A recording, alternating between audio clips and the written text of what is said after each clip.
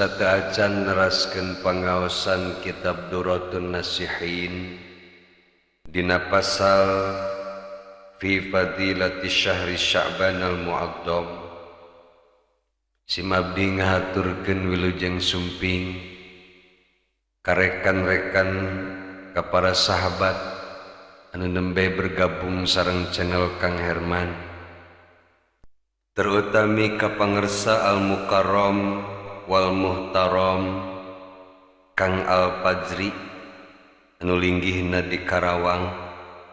Beliau berpesan dina salah satu komentarna, Kang upami tiasa tamatkeun dina ieu bulan Sya'ban, saking ku semangatna mencari ilmu, insyaallah Kang Al-Fajri urang geber ieu hanca kitab Durat pasal fadilah bulan Sya'ban. Mudah-mudahan doakeun sing abdina sing sehat, Kang Al-Fajri oge sing sehat, sing boga kuota, make kuota ngaji di YouTube mah. Oge ka pangersa Al-Mukarram wal Muhtaram Kang Muhammad Ridwan, dina salah satu komentarna beliau nyarios nyuhunkeun ikhlas sareng ridona Kang, wa abdi sok disampaikeun deui ka barudak anu ngaraos di dieu Kang. Alhamdulillah pangersa Kang Ridwan berarti gaduh santri, mudah-mudahan sing istiqomah ngajarna nya.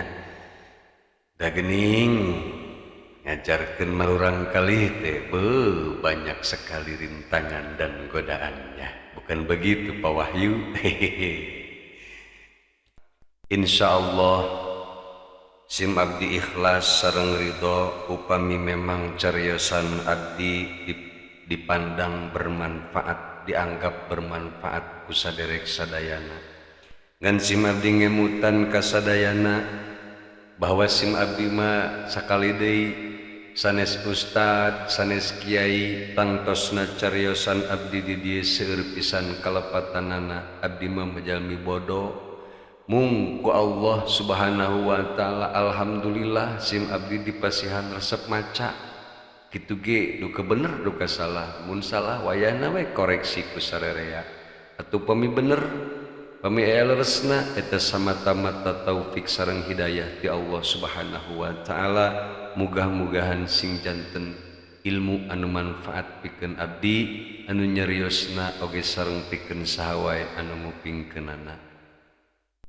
Oge mudah-mudahan semakin seueurna para ustad, para kiai anu subrek ka channel Kang Herman.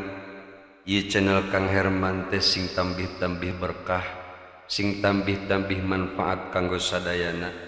Oge pamudah-mudahan we ieu channel Kang Herman teh sing janten media silaturahmi antar ustad, antar kiai, antar pecinta ilmu seluruh Indonesia.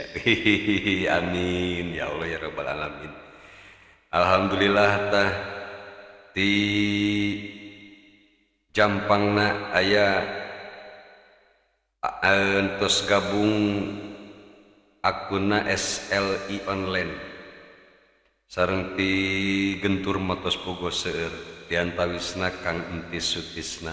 Seueur lah pokona mah salam baktos ka sadayana. Mudah-mudahan urang sadayana sing aya dina ridho Allah Subhanahu wa taala. Amin ya Allah ya rabbal alamin. Dina halaman 208 pengarang kitab Duratun Nasihin ngutip cariosan ti Sayyidi Syekh Yahya bin Mu'ad anu nyarioskeun tentang rahasia-rahasia di balik huruf Sya'ban. Sinna naon, ainna naon, ba'na naon, alifna sareng nunna eta teh ternyata aya maknana menurut para ulama mah. Beda urang we jelema bodoh teu nyaho urang. Ngan sataacana ngungkapkeun rahasia-rahasia anu aya dina huruf Sya'ban anu dicarioskeun ku Syekh Yahya bin Mu'adz. Sim abdi bade ngupas heula saeutik saha sih Syekh Yahya bin Mu'adz teh.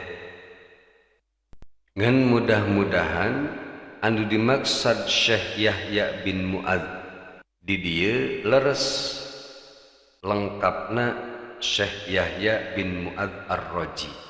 Upami leres anu dimaksud teh nyaeta Syekh Yahya bin Mu'adz Ar-Raji, maka Sayyidi Syekh Yahya bin Mu'adz Ar-Raji radhiyallahu anhu, beliau adalah seorang imam anu agung anu wafatna tahun 250 Hijriah di kota Naisabur. Dina buku 50 Manaqib Wali Agung dicarioskeun bahwa ketika Syekh Yahya bin Mu'adz Ar-Raji sawaktos masa hidupna teu aya anu menandingi dina hal ilmu, kuluhur-luhurna ieu ilmu Syekh Yahya bin Mu'adz. Sareng beliau oge memiliki wibawa anu sangat besar. Salah satu karomah beliau adalah membuat minder orang-orang anu sombong. Jalma sombong dihareupeun beliau mataluk isin kusabab Syekh Yahya bin Mu'adz Ar-Raji adalah ulama anu sangat juhud. Sareng salah satu karomah beliau adalah beliau memiliki kekuatan pikeun menghalangi orang-orang tina berbuat menyeleweng. Isin berbuat maksiat teh hareupeun beliau mah. Etalah pengaruh ulama anu bener-bener mengamalkan ilmuna sareng bener-bener juhud. Selain ti eta, Sayyidi Syekh Yahya bin Mu'adz Ar-Raji oge adalah seorang ulama anu sangat ahli dalam bidang berfatwa. Beliau ahli mengungkapkan hal-hal anu berbobot tentang makrifat, hakikat. Bahkan beliau oge sering menjelaskan tentang hasilna atau keberhasilanna seseorang untuk mencapai hakikat jeung ma'rifat di dunia sareng akhirat. Wih, atuh lain ulama atah-atah ieu mah euy. Beliau oge selain ngabahas tentang hakikat, ma'rifat, beliau oge selalu membahas masalah roja atau nepi harapan secara detil sareng sangat luas. Beda jeung urang malah ngomong panjang lebar kaharti henteu lieur nu aya nu ngadengikeun. Iyalah ulama baheula mah lamun dakwah teh tara loba heureuy, fokus bae dakwah bener-bener nyampaikeun ilmu. Tapi sok sanaos beliau termasuk seorang imam anu agung, ulama anu sangat berpengaruh di zamanna. Ibadahna ge geus teu diragukeun deui, tapi dina bab taubat beliau berkata, Ilahi la aqwa ala syurutit taubati faghfirli bila taubatin. Ya Allah, abdi henteu mampu memenuhi seluruh syarat-syarat taubat, maka ampunilah aku ya Allah tanpa aku harus berbuat taubat. Masya Allah. Cenah urang ge moal tobat atuh sugan we cenah Allah ngahampura. Syekh Yahya bin Mu'adz Ar-Raji menyerius kitu teh lain kedul tobat, tapi beliau mengucapkan kalimat ilahi la aqwa ala syurutit taubati faghfirli bila taubatin. Itu setelah beliau bersungguh-sungguh melakukan ibadah dan melaksanakan taubat. Tapi beliau seorang ulama yang tawadu, henteu ngarasa puas dengan ibadahna. Beliau selalu ngerasa kurang dari ibadah, selalu nganggap dirinya kosong tina ibadah. Beda jeung urang. Urang makarak puasa sunnah 3 poe diajar gitu ge. Geus bangga. Kakarak urang mah diajar sholawat, diajar ngadoa tengah peuting geus asa pangalimna. Bahkan nepi kawan yang ngomong kieu, ya Allah, pan abdi tetes puasa 3 poe, abdi geus maca sholawat 2 minggu, tapi kunaon ieu teh rezeki menang hese keneh wae. Wih, urang mah asa panghebatna bae pan. Tapi ulama mah teu kitu, selalu menganggap dirinya kosong tina ibadah, meskipun beliau sudah mempergunakan seluruh waktu, tenaga, dan seluruh jiwa raganya untuk ibadah ke Allah Subhanahu wa Ta'ala. Selain dipandang ilmu anu tinggi, beliau oge seorang ulama anu ngaluarkeun hadis, anu ngariwayatkeun hadis. Salah satu hadis anu ku beliau dikeluarkeun nyaeta, ma min abdin yukhlisul ibadata lillahi arba'ina yauman. Tepati-pati aya hiji jalma anu ikhlas ibadah karena Allah Ta'ala selama 40 poe, illa dhaharat yanabi'ul hikami min qalbihi ala lisani, kecuali bakal keluar berbagai ilmu sareng hikmah dina jero manahna keluar tina lisanna eta si jalma. Tah nu matak pawahyu jigana ieu ye dalilna lamun aya guru geuning paribasa lamun mere wirid teh wiridkeun nyajang 40 poe. Tah ieu mungkin dasarna supaya naon, ketika urang wiridan selama 40 poe supaya muncul ilmu sareng hikmah-hikmah. Ngan syaratna dina ieu hadis yukhlisul ibadata lillahi, kudu didasari dengan rasa ikhlas lillahi ta'ala. Ngan ieu lebah ikhlasna ieu urang sok hese. Urang mapan kadang-kadang daek wiridan lamun aya pasien pawahyu nyuhunkeun doana ieu taneuh hayang laku, oh siap, insyaallah di wirid 40 poe. Wih kakarak segut ari eueuh mah pasien anu nitah eueuh we wiridan geus kedua mun moyoy we moyoy. Eta lah urang lain pawahyu hungkul nu kitu teh hampir sarerea meureun. Ai keur loba pasien mah beuh maca sholawatkeun pikeun 2000 sapeuting. Ari eueuh mah biasa bae hari-hari deui. Tah mudah-mudahan we urang sing dijadikeun jalma-jalma anu ikhlas, rek aya nu nitah rek aya nu henteu, urang tetep wiridan bae tengah peuting. Da begitu banyak kebutuhan urang ka Allah teh, terutama bab akhirat. Dina bab keagungan bulan Sa'ban, Syekh Yahya bin Mu'adz oge nyarioskeun an sakumaha nu dikutip ku Syekh Utsman Al-Khaubawi dina kitabna Duratun Nasihin wa an Yahya bin Mu'adzin. Sareng katampiti Syekh Yahya bin Mu'adz annahu qala, bahwasanya nyana Syekh Yahya bin Mu'adz parantos ngadawuh, inna fi Sya'bana, sanyana dina bulan Sya'ban, khamsatu ahrufin, eta aya 5 huruf. Mana? Shin nu kahiji, nu kadua na ain, ba, alif, terus nun. Naon hikmahna dibalik huruf-huruf eta? Yuqta bi kulli harfin atiyatan lil mu'minin. Allah bakal masihan ka jalma-jalma mukmin kautamaan tina masing-masing huruf anu aya dina bulan Sya'ban. Bisini, dengan huruf sin, maknana asyarafu wasyafa'atu, jalma mukmin bakal dipasihan kehormatan atau napi syaraf,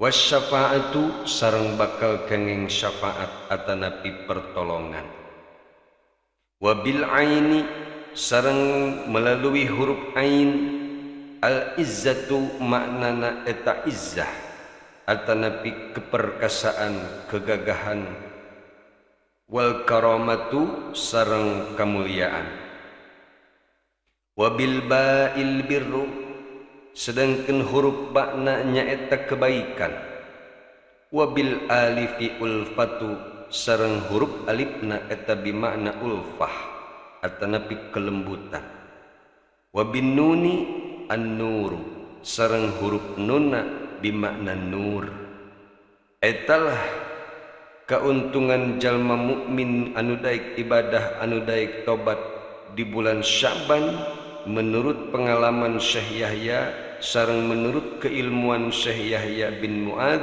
bakal dipasihan kemuliaan, pertolongan, kegagahan, kebaikan, kelembutan sareng bakal dipasihan cahaya. Syekh Yahya bin Mu'ad nyarios seperti kieu ngamaknaan masing-masing huruf tina kata Sya'ban lain asal jeplak. Tentuna ia berdasarkan pengalaman sareng ilmu beliau. Mungkin selama hidupna beliau ketika memasuki bulan Sya'ban beliau benar-benar mendapatkan syaraf, mendapatkan syafaat, mendapatkan izzah, kebaikan, kelembutan sareng cahaya. Itu semua tentuna berkat ketekunan, ketaatan kepada Allah Subhanahu wa taala sehingga pantaslah beliau mendapatkan anugerah seperti anu bieu disebutkan. Nah, urang oge sebagai orang awam, sebagai jalma anu kedul kana ibadah, mudah-mudahan ketika nguping betapa agungna rahasia-rahasia di balik huruf Sya'ban ieu, mudah-mudahan sing janten motivasi pikeun urang sarerea supaya urang tambah rajin ibadah, supaya urang bener-bener ngalaksanakeun taubat di bulan Sya'ban ieu. Walida sareng kusabab agungna anugerah anu bakal dipasihkeun ka jalma mukmin dina bulan Sya'ban ieu, qila dicarioskeun ku hiji pendapat Rajabun litathhiril badani, ari bulan Rajab teh eta waktu anu tepat pikeun ngabersihan dosa-dosa tina anggota badan. Wa Sya'banun sareng ari bulan Sya'ban litathhiril qalbi eta pikeun ngabersihkeun hate. Wa Ramadhanu sareng ali bulan Ramadan litathirir ruhi eta pikeun ngabersihkeun ruh. Fa inna maka sanyanyana mayyutahhirul badana fi rajabin, jalma anu berhasil ngabersihkeun dosa-dosa dina anggota badana di bulan Rajab, yutahhirul qalba fi Sya'bana, maka bakal bisa ngabersihkeun hate di bulan Sya'ban. Wa may yutahhirul qalba sareng sajalma anu berhasil ngabersihkeun hatena fi Sya'bana di bulan Sya'ban, yutahhiru ruha fi Ramadan, maka bakal mudah ngabersihkeun ruhna di bulan Ramadan. Fa illam yutahhirul badana, tapi sabalikna lamun aya jalma henteu bisa, henteu daek ngabersihkeun dosa-dosa badana, henteu daek taubat dina berbagai dosa anggota badana fi Rajab di bulan Rajab, wal qalba fi Sya'bana sareng teu daek ngabersihkeun hate di bulan Sya'ban, famata yutahhirur ruha fi Ramadan, maka rek iraha deui rek bisa ti mana urang bisa ngabersihkeun ruh di bulan Ramadan. Ternyata taubat tu tingkatan. Samemeh urang ngabersihkeun ruh, bersihkeun heula dosa-dosa tina badan, dosa nu dilakukeun ku leungeun urang, suku urang, terutama dosa mata di zaman ayeuna mah begitu banyak. Sebab memang ayeuna mah aurat teh anu haram di tempat teh geus ngahaja dibuka-bukakeun sehingga urang oge hese menghindar tina tetempoan eta teh katambah resep di urang panempo bujur batur teh tah eta teh kudu ditobatan ku urang numatak walidza qala ba'dul hukama'i parantos ngadauh sebagian ulama ahli hikmah inna rajaba sanyana ari bulan rajab lil istighfari minad dunubi eta teh pikeun ngalobakeun minta ampunan ka Allah tina berbagai dosa-dosa urang wa sya'ban sareng ari di bulan sya'ban li islahil qalbi eta waktuna pikeun ngabeberes hate minal uyubi tina berbagai aib hate urang teh loba pisan aibna seperti takabur, sombong, hasud, parasea, silih ijidan dan lain sebagainya eta teh aib urang hate urang masing-masing anu kudu dibersihan ku urang sebab lamun urang teu daek ngabersihan hate urang teu daek ngabersihan dosa-dosa urang anu dipigawe ku hate urang pimanaeun urang rek bisa salamet balik ka akhirat engke sedengkeun wa ramadhana litanwiril qulubi ari bulan Ramadan eta waktuna pikeun nyaangan hate urang wa lailatul qadri sareng malaman qadar litaqarrubi ilallahi ta'ala eta waktuna pikeun ngadeketkeun diri ka Allah Subhanahu wa ta'ala pikeun meraih berbagai rahmat sareng ampunan Allah Subhanahu wa ta'ala etalah hikmah atanapi rahasia dibalik huruf-huruf Sya'ban anu kusim abdi diaoskeun dina kitab Duratun Nasihin pengarang kitab Duratun Nasihin anjeunna ngutip dina kitab Jubdatul Wa'idin mudah-mudahan sing aya manfaatna kanggo urang sadayana khususna pikeun sim abdi umumna pikeun saha anu ngupingkeun kana ieu rekaman mudah-mudahan urang sadayana sing dipasihan taufik sareng kakiatan ka Allah Subhanahu wa ta'ala pikeun mempergunakeun ieu bulan Sya'ban digunakeun pikeun ibadah pikeun taubat supaya urang bener-bener menang rahmat sareng ampunan ti Allah Subhanahu wa ta'ala belum tentu umur urang bisa nepi ka Sya'ban berikutna bahkan Sya'ban ieu ge urang teuing bisa teuing moal meakeun bateuing kabur beak umur urang ai mudah-mudahan mah urang sing bisa nepi ka bulan Ramadan bari jeung urang bisa ngalaksanakeun berbagai ibadah di bulan Ramadan supaya urang menang ampunan ti Allah Subhanahu wa ta'ala amin ya Allah ya rabbal alamin wallahu a'lamu bissawab.